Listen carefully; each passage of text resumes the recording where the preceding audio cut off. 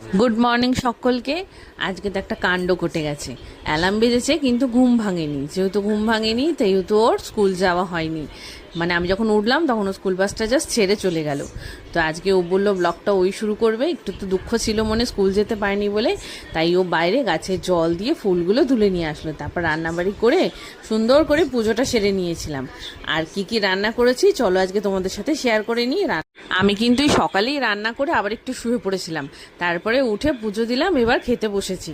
তো করেছিলাম গরম গরম ভাত, আর ছিল হচ্ছে ডিম কষা, সুন্দর করে ডিম কষা বানিয়েছিলাম, আর করেছিলাম সর্ষে পোস্ত দিয়ে কারকোলের তরকারিটা দারুণ হয়েছিল খেতে। তারপরে একটু রেস্ট নিয়ে বিকেলবেলা ওকে পড়তে দিতে গেছিলাম। আমাদের এখানে তো টিপ টিপ বৃষ্টি পড়েই যাচ্ছে, ছাতা মাথায় দিয়ে দুজনে পড়তে দিতে গেছিলাম, আর ফেরার পথে এই ডাল বড়াগুলো খেয়ে নিয়েছিলাম। দারুণ ছিল খেতে, বৃষ্টির মধ্যে ভালোও লাগছিল, ঝাল ঝাল বেশ।